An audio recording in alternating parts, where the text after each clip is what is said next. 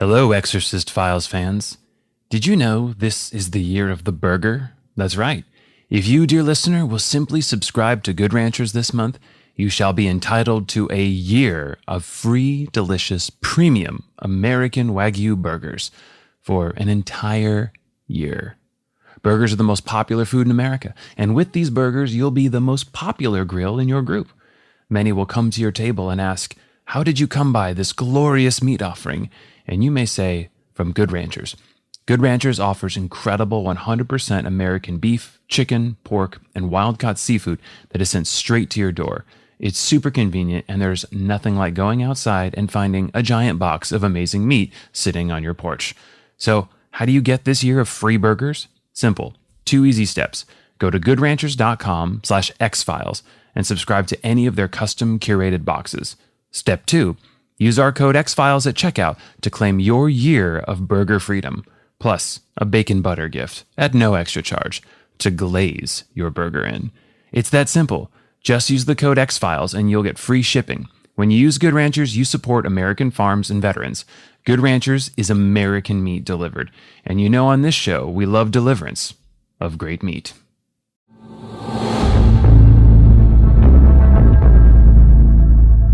Welcome back to the Exorcist Files. First and foremost, the Kickstarter. We did it.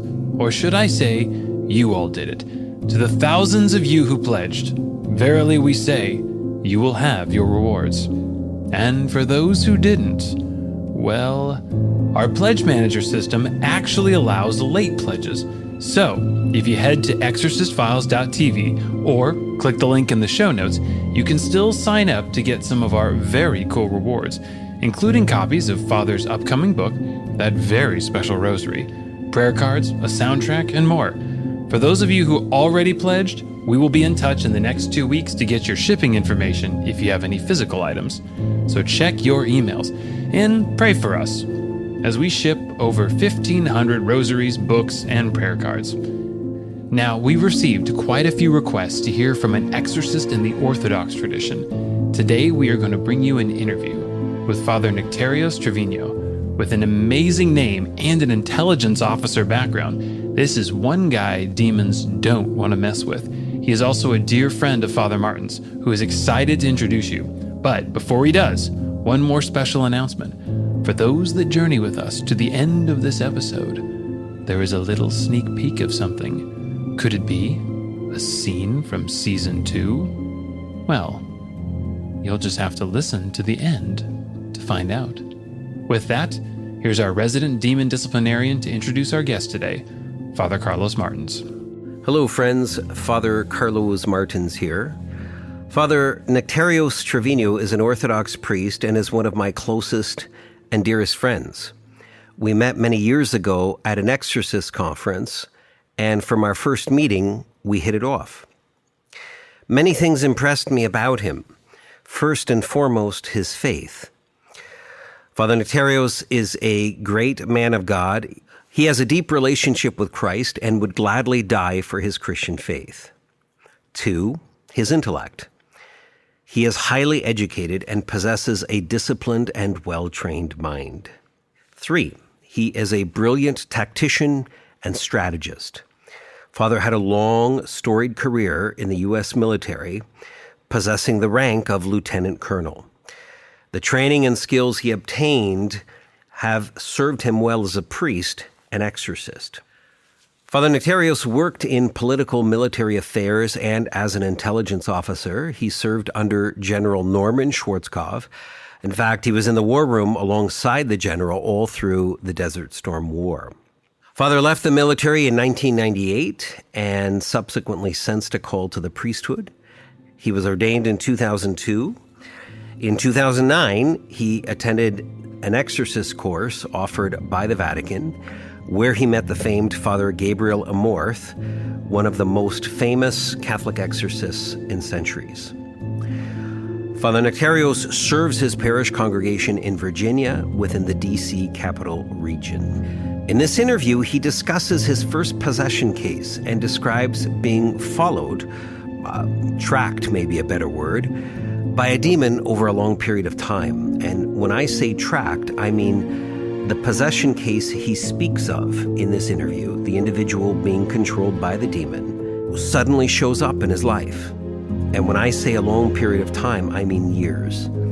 At the significant points in his life, the demon will show up, going out of his way to let Father Nectarios knows that he knows all that he is doing and what is going on in his life. In other words, Father Nectarios is on the demonic radar. And the fact that the enemy says to you, I'm letting you know I'm here, I'm watching you, I know about you, I hate you, speaks volumes about who you are. Friends, enjoy this interview from a great man of God. I'm Father Nectarios Trevino. I was born and raised in Texas. I enlisted in the Air Force when I was 19 years old. I spent 25 years in uniform, retired from the Air Force in 1998. I fought back an urge to refer to Father Nectarios as Prayer Force One. So how does a man in the Air Force actually end up battling the spirits of the air? Here is his story. Around 1995, I was assigned to Ohio State University as a National Defense Fellow. And while there, I read and wrote. In fact, I built a course and taught it. I have a Bachelor of Arts in Political Science from Southwest Texas State University, and I later got my law degree from Georgetown University. And I retired as lieutenant colonel after being a squadron commander. I served during the Gulf War. I was there when the war started, when the first airplane took off, and I was there the night the war ended. It was after that I was assigned to the Defense Intelligence Agency and then to Ohio State University. What I didn't know when I retired in 1998 was that I was going to eventually be attending the seminary. I believe my bishop had a better sense of where I was destined to go than I did. When he asked me to come to seminary, I turned him down and I said, no, not me. It's not where you want me to go. It's not what I want to do, and I certainly don't want to be a priest. And he cajoled me. He says, no, come learn more about the faith. I did. And after a couple of years, he said, I'd like you to be a subdeacon. And then I asked him, what does a subdeacon do? And he says, well, you run the divine liturgy. The priest can't do anything without you. And your military mindset was still going. And I said, okay, I can be a deacon. And he ordained me to the diaconate. And from there, I and another deacon traveled all around the nation with him, and we traveled to Istanbul in 2002 when they made the Holy Myrrh. We spent Holy Week there. It was a magnificent time. And all the time he was talking to me and saying, you can do this, you can't do that. And I realized that he was teaching me. We came back from Istanbul and a couple of weeks passed, and then the phone rang.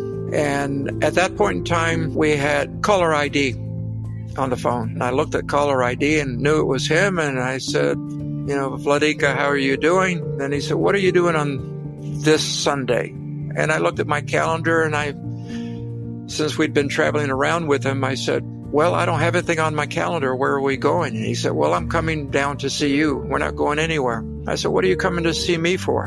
And he said, I'm coming down to ordain you to the priesthood. And I said, no, you don't want to do that. I'll be problematic and too much to handle. And he said, no, don't worry about it. And I said, no, you don't know what you're doing. Something you should never tell a bishop. And he said, yes, I do. And he said, this is what I want you to do. I want you to say your prayers and go to confession. And he gave me a whole litany of things to do. And we ended the conversation, and I'm in a state of shock. I hung up the phone by then. And my lovely wife, who was across the house, came into the kitchen where I'd been speaking to the bishop and said, so were you talking to the Metropolitan? And I said, yes. And she said, what did he say? He said, he wanted to know what I was doing on this specific Sunday. And she said, oh, are you going somewhere? And I said, no, I'm not going anywhere. He's coming down to see us. And she looked at me with a quizzical look and said, why is he coming down to see us? I said, he's going to ordain me to the priesthood. And my wife took one look at me and started laughing. She said, "You be a priest?" And she walked out laughing. And I thought, well, that's a sign of humility right there when your wife is laughing at you and you've just been told you're going to be made a priest. So We have shared that one does not usually go seeking out deliverance and exorcism ministry. It finds you. In the case of Father Nectarios, it definitely found him. Unfortunately for our adversary, it picked a fight with the wrong Air Force veteran, a classic example of evil overextending itself. By antagonizing Father Nectarios, it awakened a whole new warrior against the demonic. indeed, it found me. I did not go looking for it. I will tell you a couple of stories that happened 20 years ago. I had a parishioner at that point in time who I thought was very troubled mentally, and a nice individual, one whom I could talk to, one who was very well grounded, one who had gone through some trauma in her life. And I was trying to counsel her and help her in her journey towards salvation. And then all of a sudden, she became very aggressive to the point of attacking me, not in front of anybody except perhaps my wife, but attacking me with vulgarities, attacking the priesthood more than me as an individual. And then in attacking the priesthood, saying, your priesthood's invalid, I'm leaving the Orthodox Church and I'm going to the Catholic Church. And I said, well, okay, farewell. And she left. She was gone for about 3 weeks. It was kind of a sense of relief that she's not going to come back and not be a distraction anymore. And then about 3 or 4 weeks later, all of a sudden, the individual is in the front pew. And so I said the Divine Liturgy, and there she is at the front row. I addressed her by her name, and I said, "Are you okay?" And she said, "No, I'm not okay." And I said, "I thought you left and went to the Catholic Church." And she said, "I did." And then I said, "Well, what are you doing back here?" And she said, "The priest told me to come back to you." And I kind of threw my hands up in the air and I said, "Why did the priest tell you to come back here?" And she said, "I don't know, but he said that I belong here, that I'm supposed to submit to you and pay attention to you."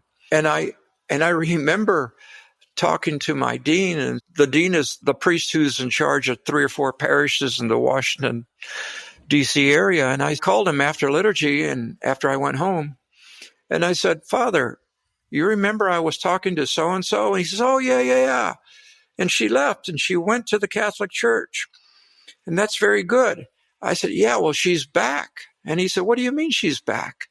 And I said, "Well, she talked to the priest and the priest sent her back to me. Now I have to deal with her." And boy, did I have to deal with her. This is when things really ramped up. She would be in church. Some Sundays she would not be in church.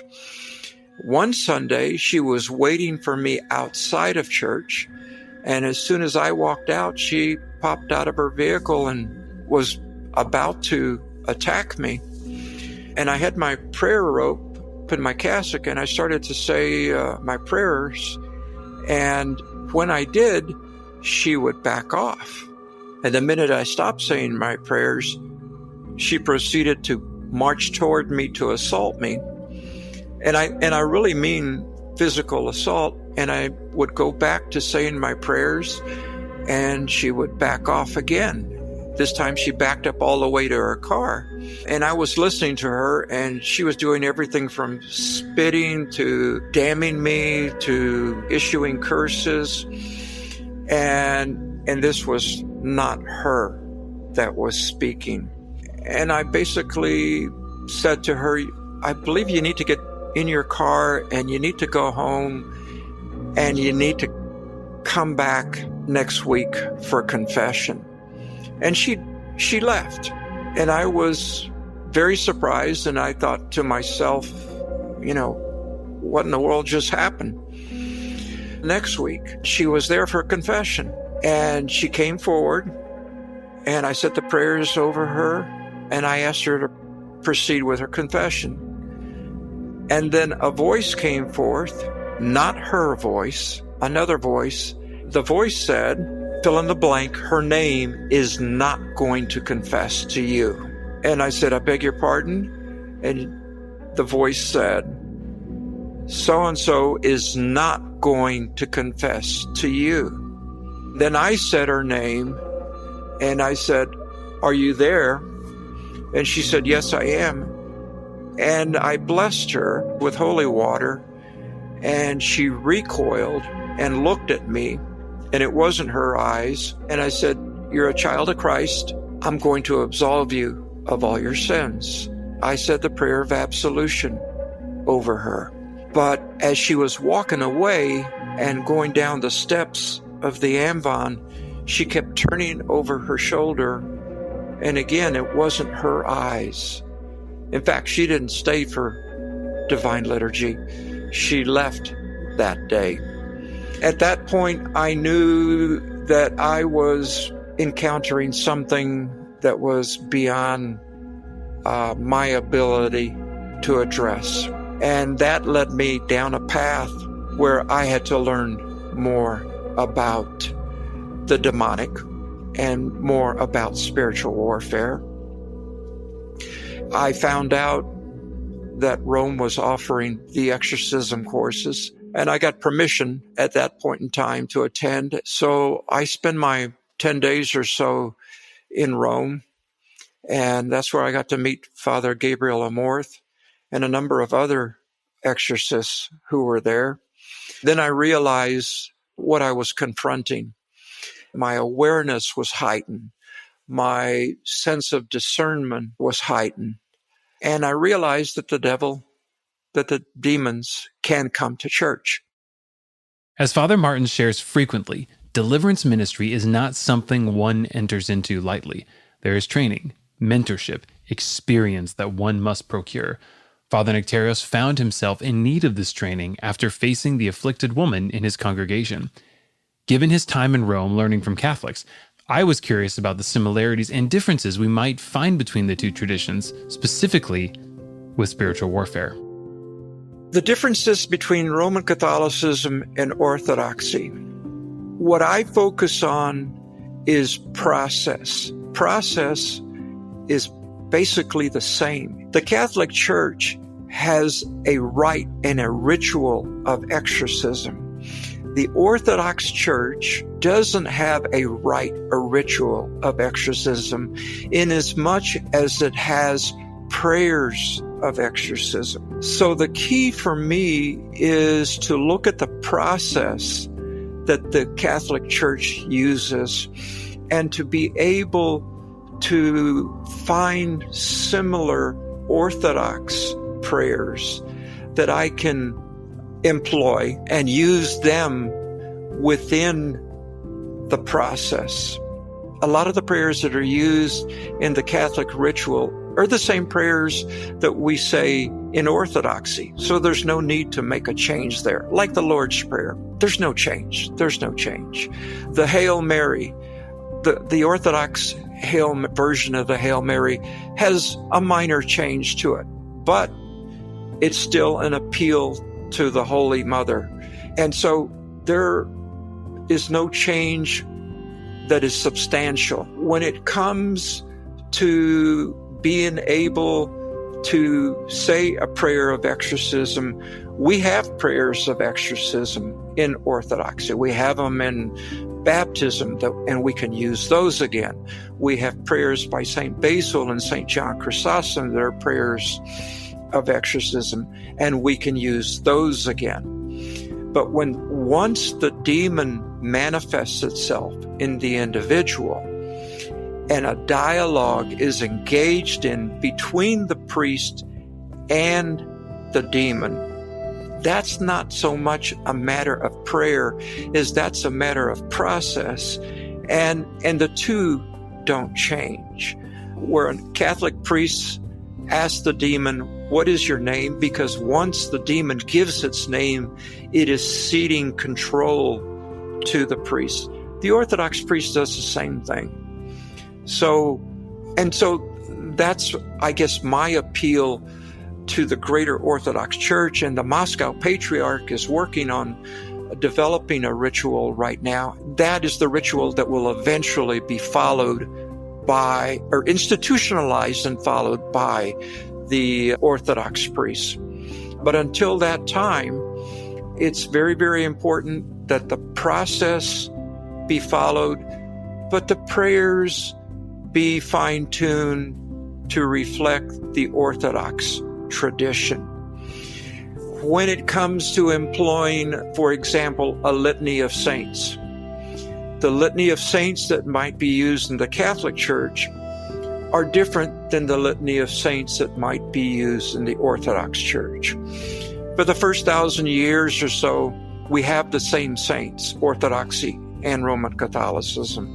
For the last 1,000 years or so, because there's been a divergence between the two religions, we have different saints with from different traditions that we appeal to, that may not be recognized or known in the Catholic Church.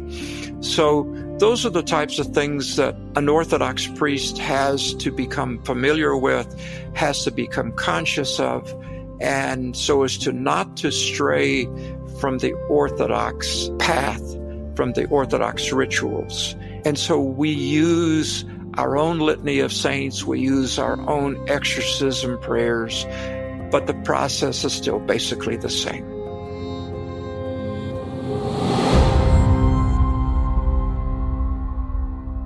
Now, I was curious to know, what happened with the case Father Nectarios mentioned? Well, it was worth the wait. Let me continue with that woman that I mentioned earlier. A number of years later, probably a decade, 12 years later, my wife is in line at Costco, getting ready to check out. This woman sees my wife, confronts my wife loudly at the checkout line in Costco, and starts screaming and cursing at her and taunting her. And my wife is doing all she can to maintain her composure. And everyone there in Costco has got their eyes on this woman and their eyes on my wife, and they don't know what to do. And then my wife has to finally turn her back on her, but no matter how she turns her back on her, this woman keeps harassing her. And then the woman walks away. The Costco cashier was very apologetic and, can I do anything for you? And gave my wife a discount for everything that she had bought. My wife came home shaken up. There came a point in time in 2018 when I moved from the Greek church to the Russian church for a number of reasons. And at my first divine liturgy in the Russian cathedral, this woman shows up out of nowhere. We haven't seen her for 8 years or more.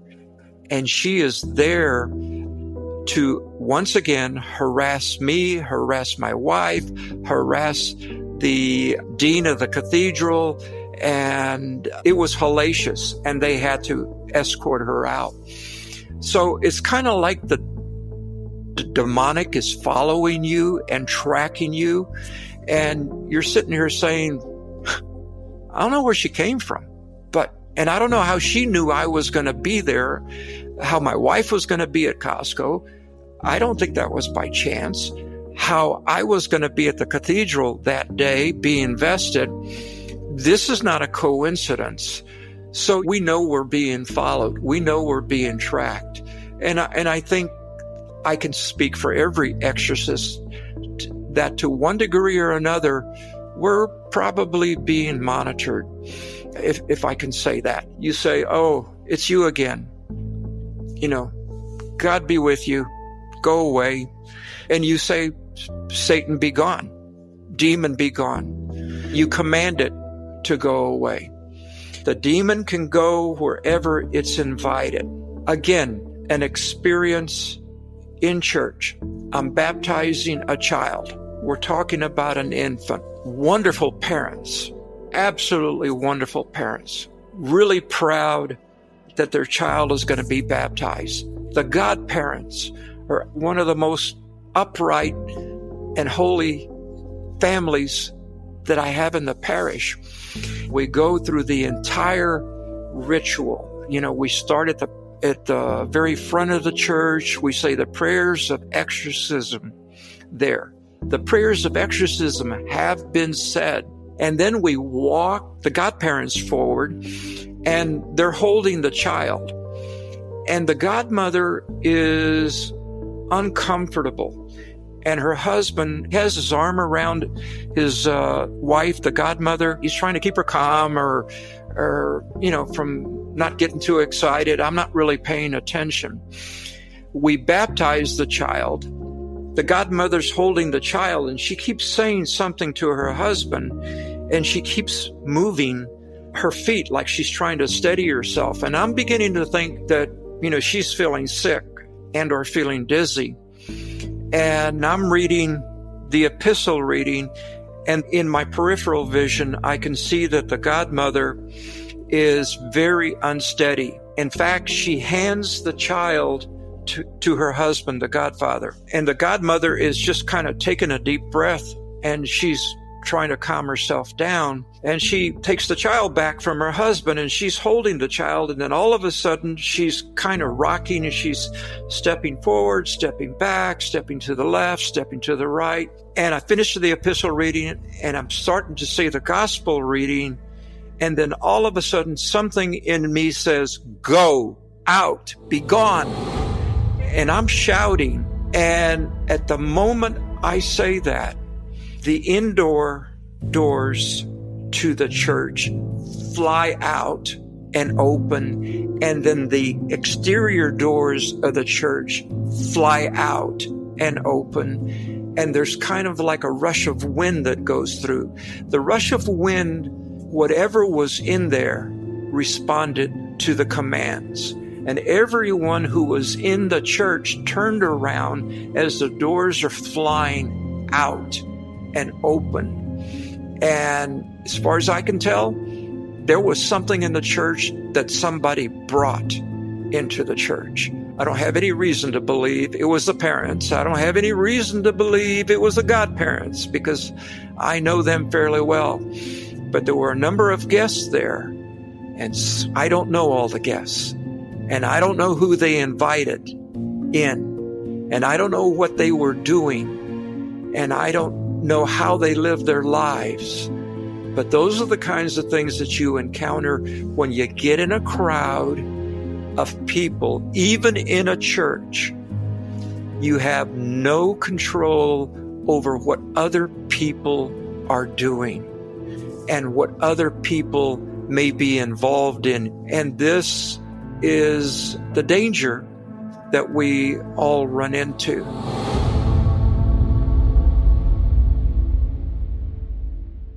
Hello, Exorcist Files listeners. So today, we are going to change your life. Now that's big talk from a show about spiritual warfare, right? Have you heard of Kizik hands-free shoes? These things are amazing. But warning, this will probably ruin all your other shoes. Okay, I'm not talking about slip-ons. I'm talking about their patented heel tech that lets you literally just put your foot in the shoe, mash the heel down, and the heel bounces right back up to hug your foot. No hands needed. Think about it. You're on your way out the door, probably to minister or do some charitable work. You have your Bible in one hand, your coffee in the other, and you're like, how do I put my shoes on now? Boom, just put your foot in the shoe and away you go. But seriously, if you or a loved one has back or mobility issues, or you just find shoelaces to be a complete waste of your time, then you're going to want to go to kizik.com/xfiles and get a free pair of socks with your first order. That's kizik.com, kizik.com/xfiles. Step into hands freedom today.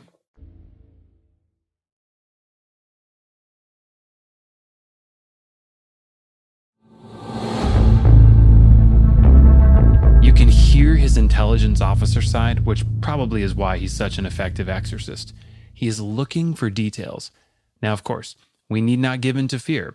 But Father is big on details and information. He points out a sobering fact that you really don't know everything about everybody. You never know what can be an entry point for the demonic. For you clean freaks out there, you may want to skip this story. People call me up and say, hey, Father, we've had these problems in our living room. And we've had these problems, noises that we're hearing and things falling down in the kitchen. And I ask the question, how long ago did this start? They'll say, oh, probably about 10 days ago. We'll look at a calendar. What happened 10 days ago? Well, we had this big party and we had 25 people in here. Do you know them all? Well, what do you mean, Father? I said, are you willing to put your life on the line that you know everything that they're involved in? Well, of course not, Father. No, there's no way. They're friends from work. They're friends from down the street. They're neighbors. Some of them were friends of friends. We really don't know. And I said, so any one of them might have been involved in something that was satanic or pagan or of the occult. And then the couple will look at each other and say, well, I guess it's possible. And I said, okay, while we're here, let's look at your couches. Let's look at your chairs. Let's look under your carpet. If you have not your carpet, but your rugs. Let's look underneath your dining room table or inside drawers that you may have or behind your TV or in your potted plant. Is there anything that shouldn't be there? And they will go through and they will find things from hair, from wads of cloth to other objects. Where did this come from? I didn't put it there. It didn't come from me, and they have to give me everything. We don't know where it came from. We don't know who left it there. We don't know if there's a curse attached to it. Okay, give it to the priest. Let the priest dispose of it, and then let the priest exorcise the whole house to make sure there isn't anything in the house. I had a family, again, a number of years ago. Someone was living with them. That someone was very special, someone they thought they knew, and they were having problems in their house. They were having bad problems in their house. They went through and they looked at everything in their house. They even went so far as to get rid of some gifts that the individual had given them. And okay, you've done the ground floor and we've exercised it and we've exercised around the house. Have you looked in the basement? And they said, no, we really don't go down into the basement. And I said, well, you might want to look in the basement and see if there's anything there. And I give them their privacy and I leave. And probably a week later, they're going through the basement and are throwing stuff away and cleaning stuff up and everything else. And there's this big freezer chest. And it's the freezer chest that's probably 20, 30 years old. And it's not like, I don't think they make these freezer chests anymore. But it's kind of like the ones that you can put a whole cow in, and it's got a lift up top on it. And it was old. They didn't use it that much. They wanted to get rid of it. And so they got two hefty, strong guys to come lift it up, because it was going to take at least two people to lift it up, and then probably a couple of more to help them carry it out of the house. So one of them puts his hands underneath one side, and the other one puts his hands underneath the other side. One of them lifts quicker than the other one lifts, and lifts higher. And as the second person is lifting up his side to try to catch up with the first person who had lifted up his side of the freezer just drops it and jumps back, which means that the second person, who doesn't know what's going on, drops his side of the freezer and says, what's going on? Well, the first person was about to have a heart attack because there was a 6-foot snake, 6-foot black snake underneath the freezer chest. And they call me afterwards, and the family who owned the home is stunned because they don't know what's going on. And I said, and what did you do to the snake? He said, oh, well, we killed it. Okay, you killed a snake and you got rid of it. And they, oh, yeah, we threw it out in the back 40. Okay, and you got the freezer out of there. Yes, we did. How long was the snake? About 6 feet. And I said, so you have no idea how long the snake had been underneath the freezer? No, Father, we have no idea. You have no idea when it came in. You have no idea how long it's been there. They said, that's right. And I said, okay, remember that you killed the snake, but you didn't kill the serpent. We kind of look at each other and I said, let's do an exorcism of the whole house. So we did the basement. We did the upstairs. We did the exterior of the home. They never had another problem again. I wish we had Sub-Zero freezers as a sponsor right now. That would tie in nicely. I appreciated Father's thoroughness. No stone left unturned. Now, one topic that has repeatedly come up on this show that has been really tough for me to wrap my head around is generational sin. People who seem to be suffering despite living righteous and godly lives who find themselves afflicted because of the sins of their ancestors. I asked Father Nectarios if he had any experience with generational curses. I have encountered what I believe to be generational sin. And I say that I've gotten to the point where I've ruled everything else out. So it's by default.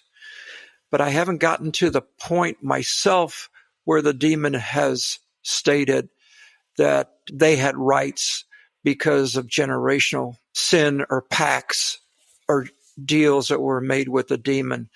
What I've really encountered more is the paganism of the present world and deals that were made by inviting the demon to participate in a person's life, by making a deal with the demon and then realizing that things have gone wrong, that they didn't, they thought they were playing a game. So I've seen a number of curses that perhaps one family member levied on another, and I guess that could be intergenerational. That could be counted as intergenerational sin.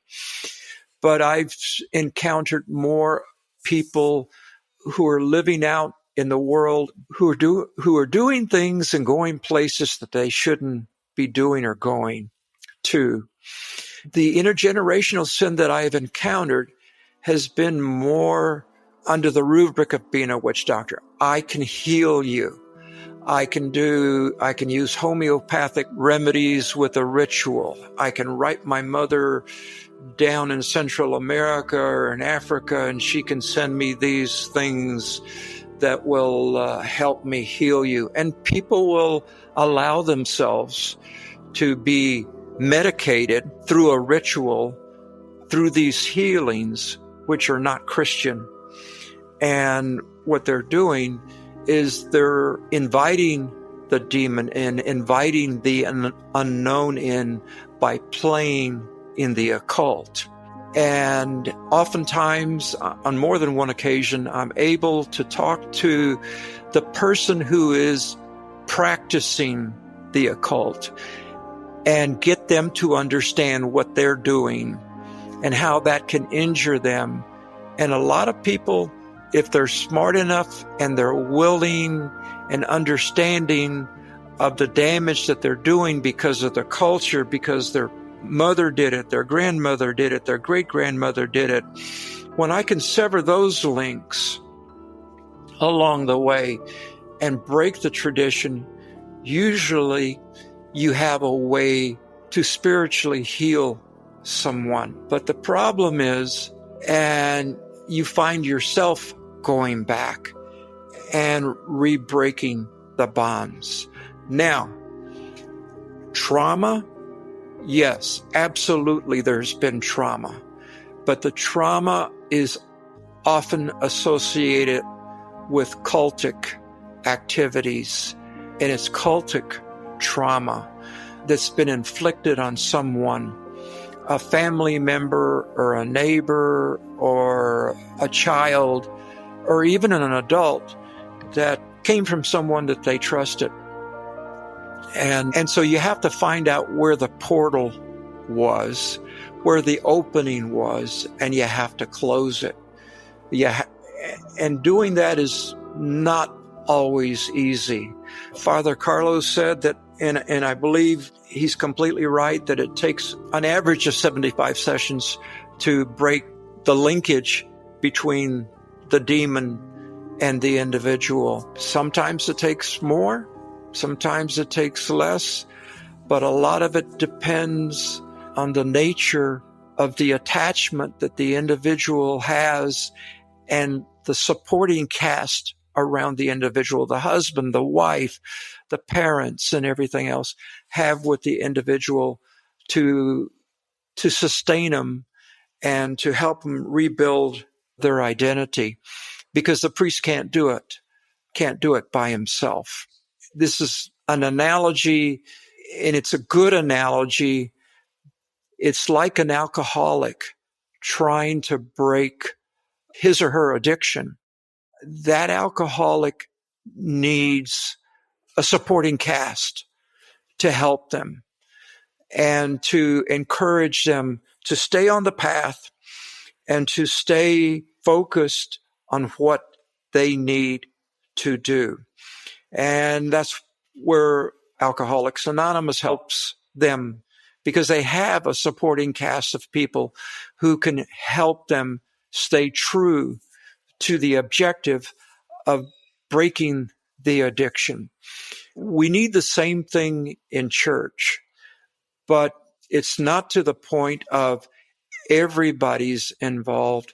It's to the point of the individual has to come to church, has to partake of the sacraments, has to go to confession. If more people went to confession, we would have less problems in the church. Most people don't think of it this way. People go into confession. They say, oh, well, Father, I said a little lie. I had a little bit of pride and my ego, and I was a little bit gluttonous. And they name off what they believe to be little items in their confession. What they don't realize is that each one of those things they're confessing is like opening a door to the darkness. And the more they open the door to the darkness, the more the darkness can come through and can entrench itself within them. And the greater the bond can be between the darkness and the individual. I have a male who'll come up, who'll open his wallet, pull out a card, and just go down the litany. I've done this, and this. And I'm sitting in, after the fourth, fifth time, I'm saying, can I have that card? Can I look at it? And they say, well, no, it's my card. And I said, no, I need to look at the card. And they'll give me the card, and I'll tear up the card in front of them. And the anger that comes out of them is unbelievable sometimes, because one, I've destroyed one of their possessions. Two, I've destroyed one of their crutches that they have so that they don't have to think about their confession. And so therefore, they're not truly confessing and being repentant. And number three, then I can see perhaps what might be a demonic attachment, because the demon says, just mention this little thing, get it done, get it out of the way, and get it over with. So confession can make such a big difference in a person's life. And the absolution that one receives from confession, and knowing that they're free from that attachment, at least for that moment, they're free from that attachment. Now, they can go back and reestablish that attachment if they want to. But if they do that, again, they're inviting the demon, or demons, plural, back into their life. And they've got to break it again. Now, Father Martins has shared, along with Dr. Richard Gallagher, that most of the cases of reported possession are in fact mental illness. I wanted to get Father Nectarios' perspective on this as well. Is he encountering mental illness more often than not? When it comes to mental illness and the demonic, in the beginning, absent a demonic manifestation, it takes a lot of discernment on the part of the priest. There's an extensive questionnaire that is given to them to discern, to help us to discern whether mental illness exists in the family or mental illness exists within the individual.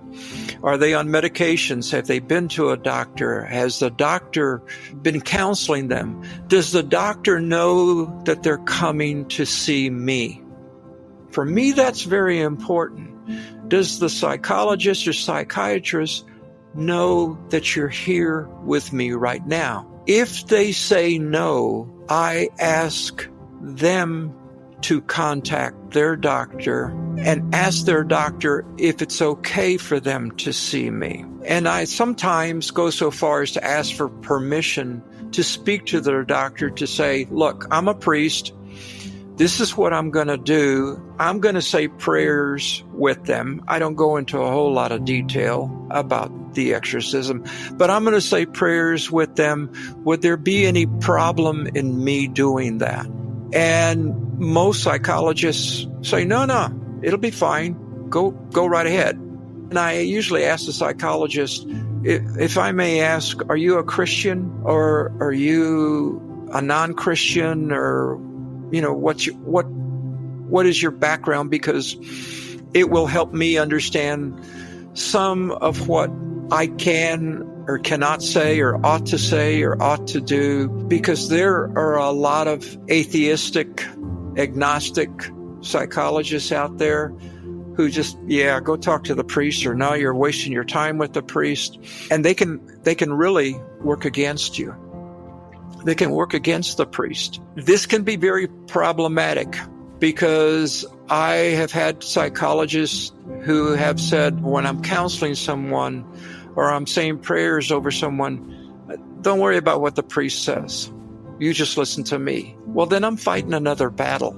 And that makes the spiritual warfare that much more heightened, because I'm trying to lead person A down a certain path towards salvation and help them in their healing.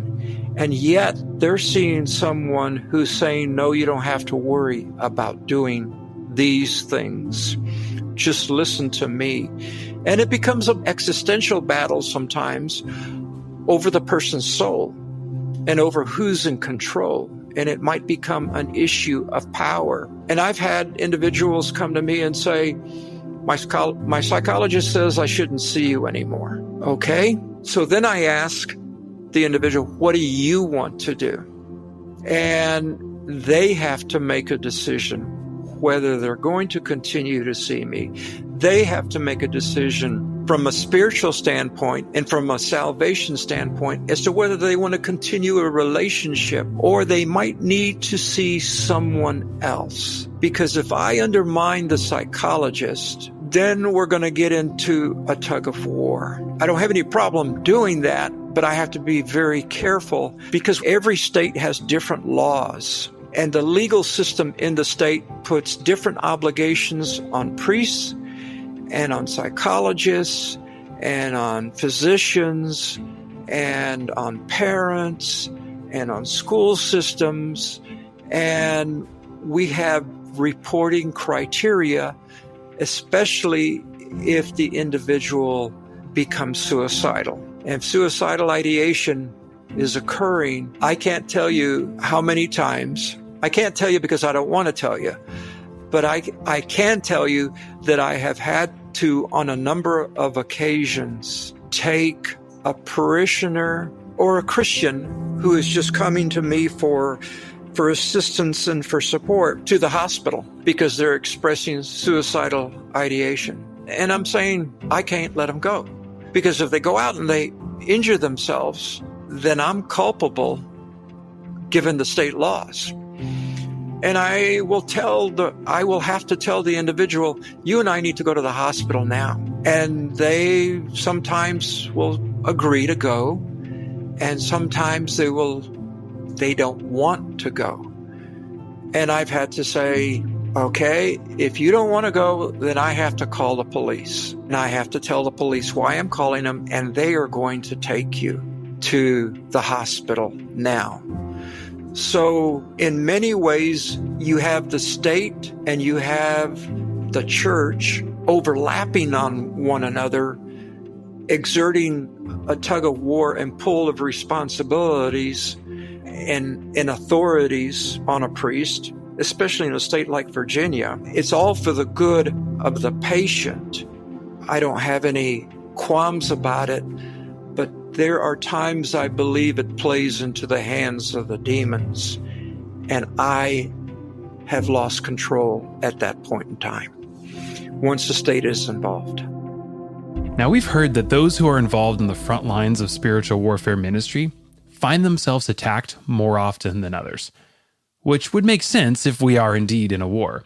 I was curious, though, if Father had experience with this and if he had any specific stories of feeling deliberately targeted. When I was in the Air Force and I was in the Gulf War and stationed at Riyadh, that was one of the most intense times of my life.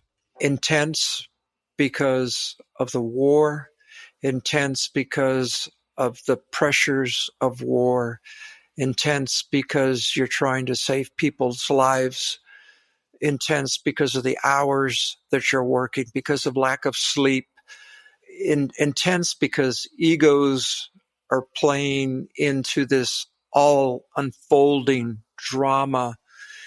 And at the same time, while we're doing this, we're very much in a Sunni Muslim nation. My first name is Eben, and it's not a Christian name. It's a name of Middle Eastern origin.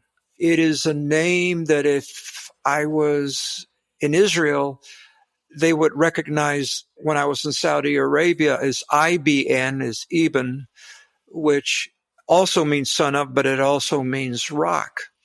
When in Saudi Arabia, the Muslim guards would get to know us and get to know me individually, and you always wanted to be in good terms because they had guns, and the Muslims who had the red henna dyed beards, they were the ultra Islamic devotees. And those were the ones that you always looked at twice, and they always looked at you as being a foreigner in their land.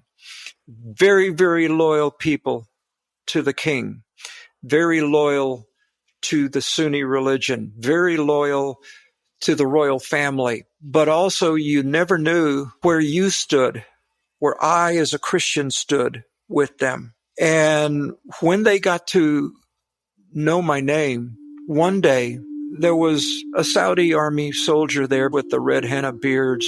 They each had a machine gun, and one of them stopped me, and his eyes pierced me, and he said, "You are Muslim."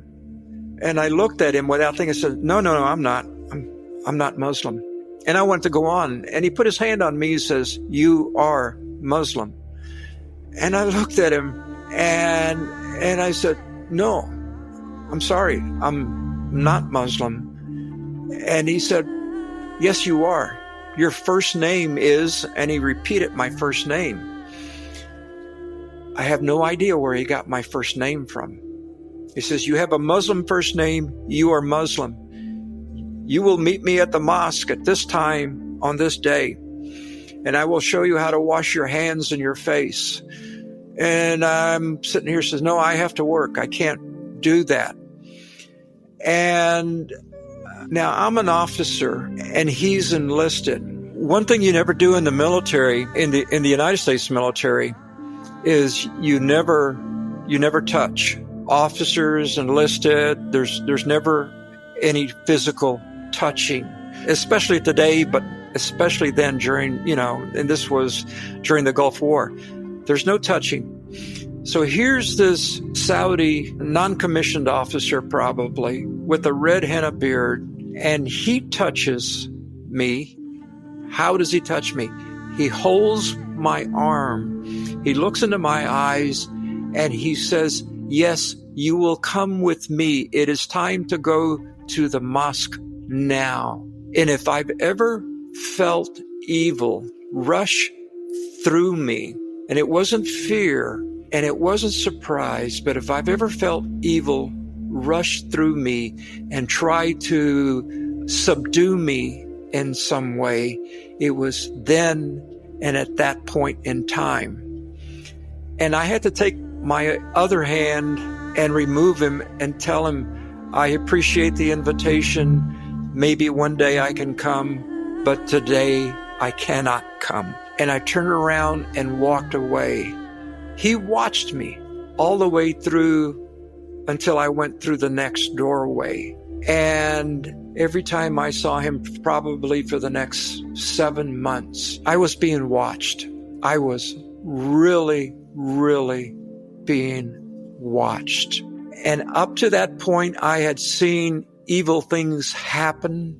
I had seen people that I would say that are evil, but it was just usually like a secular, non-spiritual warfare type thing. But this was the first time I was touched where there was a surge of energy, of the demonic, of perhaps a little bit of fear, but it was unknown fear that was just kind of overwhelming me. This is not something dramatic, like I saw somebody levitating or I saw a glass fly across the floor or something, across the wall or things like that. But this was to me personally.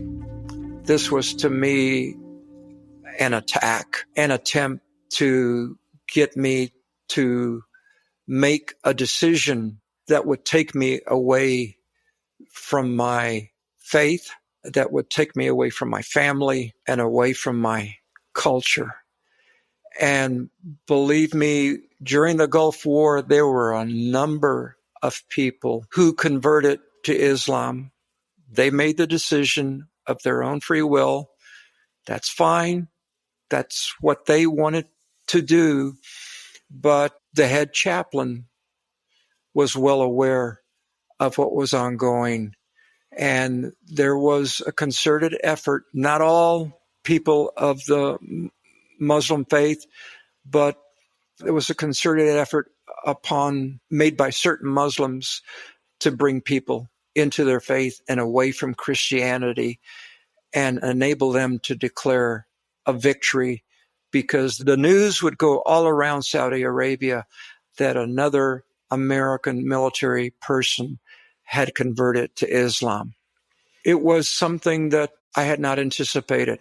And it was an actual element of spiritual warfare that I was involved in, not on behalf of someone else. Now, as we ask all exorcists who visit our show, we want to get their wisdom on how to look out for and discern demonic attacks on our lives. While we, of course, will not give in to fear, we, of course, respect the threat. So, how does Father Nectarios discern the difference between a deliberate demonic attack and just the difficulties of living a godly life in a fallen world? The question is, how does a person discern that they're under demonic attack? That discernment is going to be dependent in large part on the level of their faith and the strength of their faith. If they're just doing church, going to church because it's the thing to do, and it's a check mark on your Sunday box of things to do, they're going to have a tough time. If they are immersed in their Christian faith, and if it's one in part of their nature, their character, their home, discernment ought to be a little bit easier. And I say ought to be, but it's not always easier. It ought to be because they're closer to God, but it's not always easy to discern because the devil and the demons are very subtle and they have all the time in the world. And the demonic attacks that we're seeing today with individuals didn't start yesterday. They began months, weeks, years, decades ago. The demons play the long game. We humans play the short game. The demons play the long game, and that the darkness comes out and begins to become a part of you and envelop you and affect your nature and your outlook and ask you to succumb to its ways. And then you go and you want medicine from the priest, from your pastor. That's why it can take years, because you're having to unfold years worth of investment that the demon has made in you. So know where the demarcation lines are. You see a Ouija board? Not going there. You see something on TV? Turn the TV off. You pick up a magazine? Put it down. You see kids going off to do something, or you see adults who are engaged in certain activities, walk away. One thing that I often tell people who are involved in a sin that you could call an addiction is to say no, immediately say no when that temptation presents itself, to run to a different room or to run out of their house, literally or metaphorically, move to a new location, and then to say a prayer. But they've got to recognize that temptation from the beginning. They have to have the ability to discern, and they have to say no. Physically say no. Don't whisper it. Just say no. And if you end up doing that 10 times a day, do it 10 times a day or 10 times a week. Your body and your soul, which are one, have to act in unison together. Make it a part of your life. Temptation comes, say no, move, and pray. There you go, folks, an Orthodox exorcist. And for those wondering where we get the word orthodoxy from, it has Greek roots, with the root orthos, meaning right or true or straight, and doxa, which means opinion. Now you can impress your friends at Greek Roots Trivia Night. Well, you made it. And since you were so good and finished the episode, here's a little treat for you. A sneak peek from an upcoming case from Season 2. This is a dramatic departure from our interview format of late, so listener discretion is advised. This is not a feel-good scene. In the following scene, Father recounts a particular manifestation that would have me changing Airbnbs pretty quickly. When the devil overtly manifests, he often does so to intimidate. We call them parlor tricks. The door slams, footsteps are heard going up the stairs, there's a knock on the front door, or on the back door, or on both doors simultaneously. There's a method to his madness. The demonic mind seeks to gaslight, terrify, humiliate, and destroy. When I met Serena, she was scared and exhausted from a variety of strange occurrences in her home. But one manifestation unnerved her the most. One night, she was awakened at 3 a.m. by what she thought was an intruder.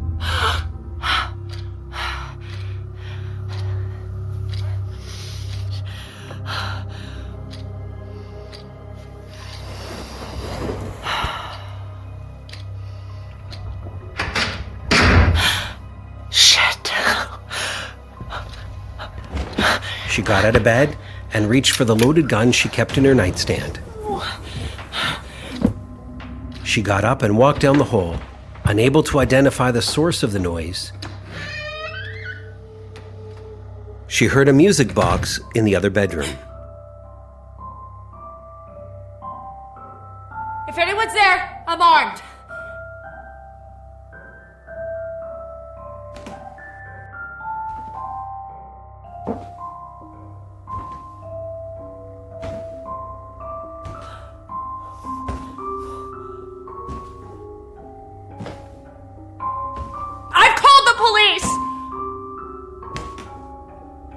kidding you! She paused outside her uncle's room, thinking the intruder was inside. She braced herself and burst in. Freeze! No one was in the room. What the? As she approached, the music box suddenly stopped.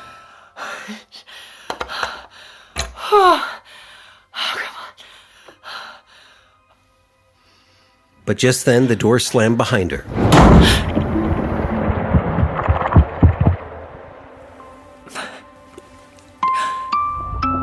Oh, come on. She heard a deep growl.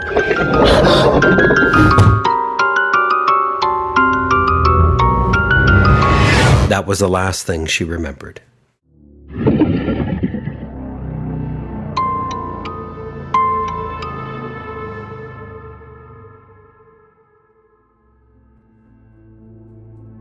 See? I told you we've been working on it. Thanks for listening, folks. To keep in touch with us and get some of our merchandise, you can visit our website at exorcistfiles.tv.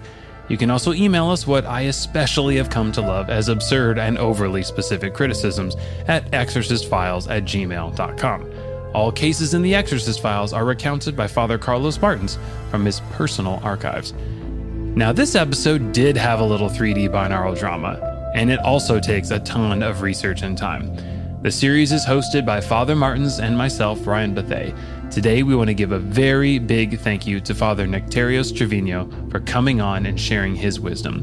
It takes a legion of people to make this show possible, so thank you to sound designer, editor, and mixers Dan Blessinger and Michelle Martinez.